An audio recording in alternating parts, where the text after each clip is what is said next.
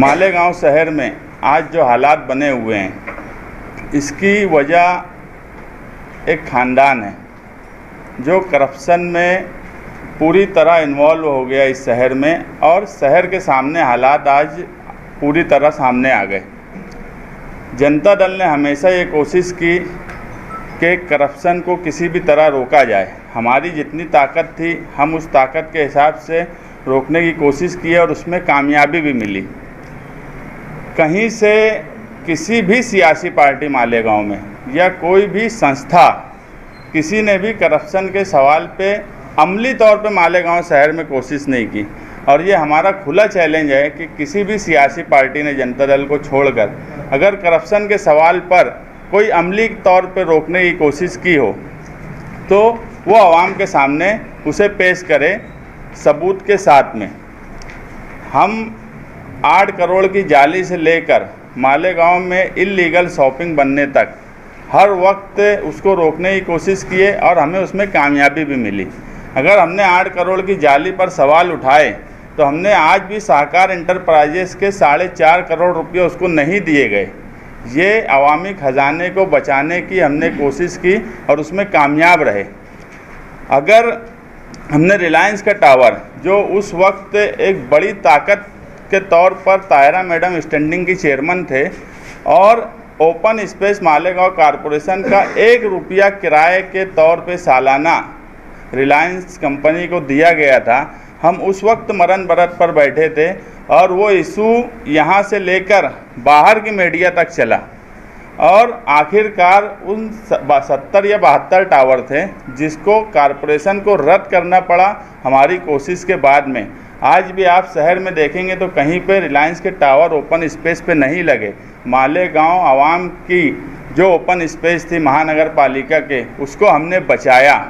और हमारे अलावा हमारा ये दावा है कि कोई भी इस पर आवाज़ तक नहीं उठाता।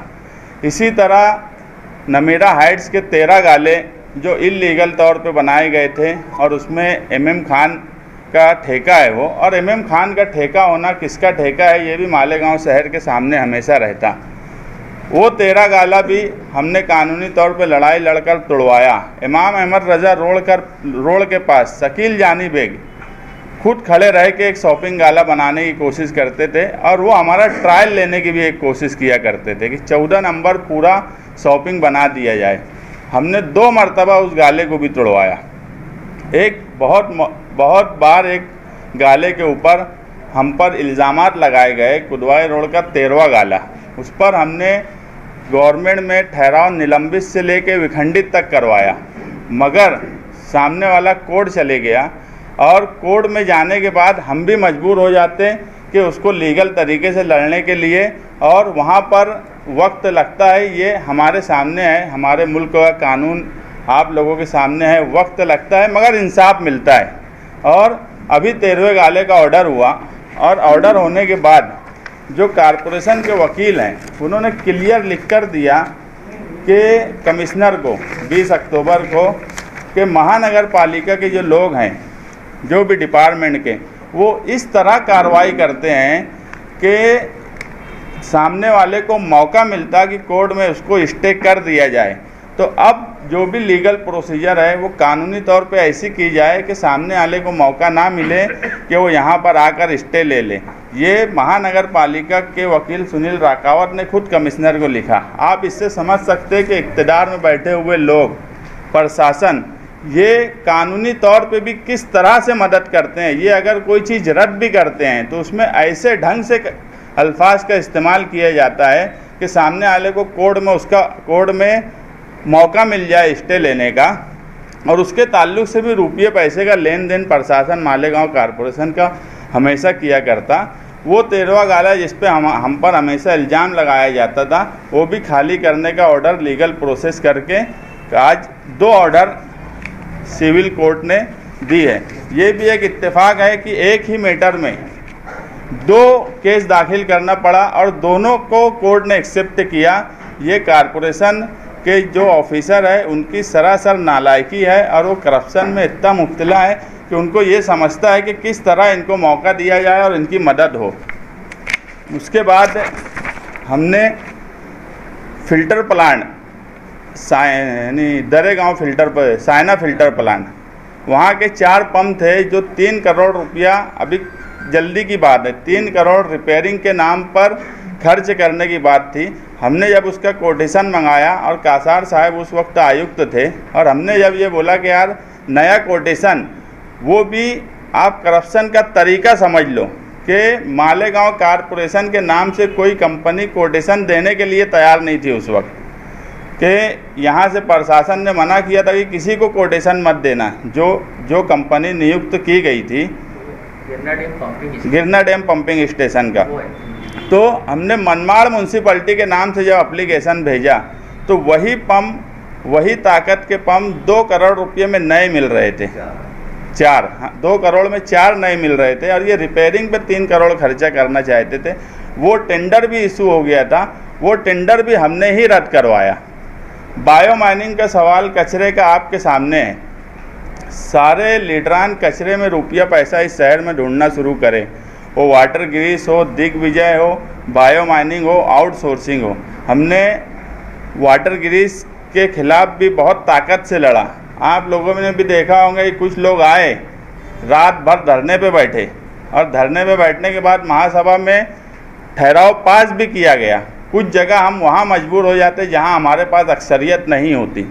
अगर ये शहर हमको अक्सरियत दे तो हम ये करप्शन करने वालों का जनाजा इस शहर में निकाल दें, मगर जहाँ हम खुद मजबूर हो जाते कि जहाँ अक्सरियत के बलबूते पर फैसला होने की बात आती है, वहाँ इस तरह से ठहराव किया गया कि आज भी कांग्रेस पार्टी बोलूँ या आज की राष्ट्रवादी बोलूँ या शेख रशीद खानवादा बोलूँ, उनकी वाटर ग्रीस की दुकान आज भी चल रही है, वो बंद नहीं हुई।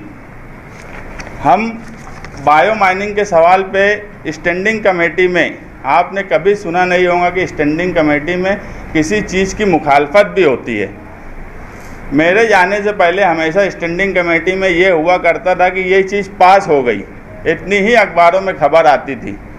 हम वहाँ जब से गए तो हमने शहर की ज़रूरत को सामने रखते हुए हिमायत और मुखालफत करना शुरू किया स्टैंडिंग कमेटी में, और वो खबरें स्टैंडिंग कमेटी की मालेगांव शहर की आम आवाम के सामने आने लगी। इसी तरह एक बायो माइनिंग का सवाल था जिस पे वोटिंग कराई गई, और महागठबंधन की तरफ से यहाँ जाहिद जुम्मन साहब भी बैठे हैं, वो भी स्टैंडिंग कमेटी के रूप में थे। महागठबंधन की तरफ से खिलाफ में वोट दी गई, और उस पर उसके बाद अक्सरियत पर जब उन्होंने उस बिल को पास कर लिया तो हम हाई कोर्ट गए। आज 6 महीना हो गया है, आज भी बायो माइनिंग का काम शुरू नहीं कर पाया। ये सिर्फ हमारी ताकत और हमारी वजह से हुआ, नहीं तो वो 15 करोड़ भी कचरे में मिल जाता।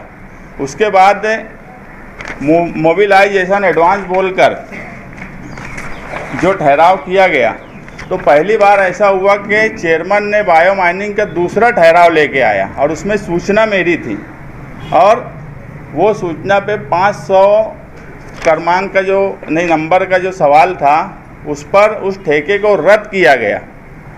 ये भी महानगर पालिका में इससे पहले नहीं हुआ। ये बताने का मकसद ये है कि इस शहर में बदउनवानी और करप्शन के खिलाफ हमारे अलावा कोई लड़ता नहीं है, और लड़ने के बाद उसका नतीजा भी आवाम के सामने आता है, करोड़ों रुपया उसका बचाया जाता है। इसी तरह स्काई वॉक का जो 16 करोड़ था, वो भी कारपोरेशन में आज भी कोई जाकर राजू खैरनार से बात करके मालूमात ले सकता है कि वो 16.5 करोड़ डामर और मट्टी में मिलाने का जो प्रोग्राम उस वक्त के इक़्तिदार के लोगों ने बनाया था, हमने उसे हाईकोर्ट से लेकर आर्बिट्रेशन तक लड़ा। मालेगांव शहर में हम ही हैं जो सड़क से लेकर महासभा हॉल तक और महासभा हॉल से लेके कोर्ट तक हम ही करप्शन के खिलाफ लड़ते हैं। बाकी सब करप्शन में शामिल होते हैं, इसलिए किसी का मुंह नहीं खुलता। नहीं तो जिस सवाल पर अगर हमने नहीं बोला तो मालेगांव शहर के और किसी सियासी पार्टी ने भी उस सवाल पे नहीं बोला। अगर हमने आज तक अटल अमृत योजना के गार्डन के सवाल पे नहीं बोला तो किसी और सियासी पार्टी की इतनी हिम्मत क्यों नहीं होती कि वो उस सवाल पर बोले। अगर हम कोई सवाल लेकर चलते हैं तो उसे अंजाम तक पहुंचाने की कोशिश करते हैं। करप्शन के खिलाफ लड़ना कोई मुंह का खेल नहीं होता।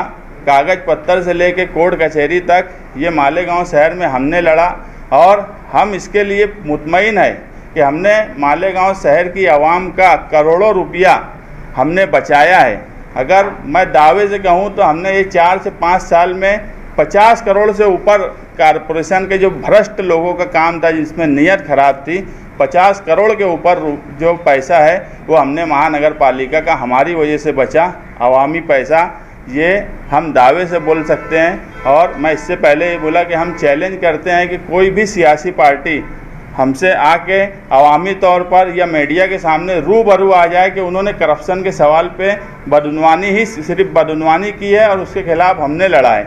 अगर कोई कानूनी तौर पे लड़ा हो तो हमारा चैलेंज है कि वो मीडिया अवामी तौर पे हमारे सामने आए, हम उससे बातचीत करने के लिए तैयार हैं।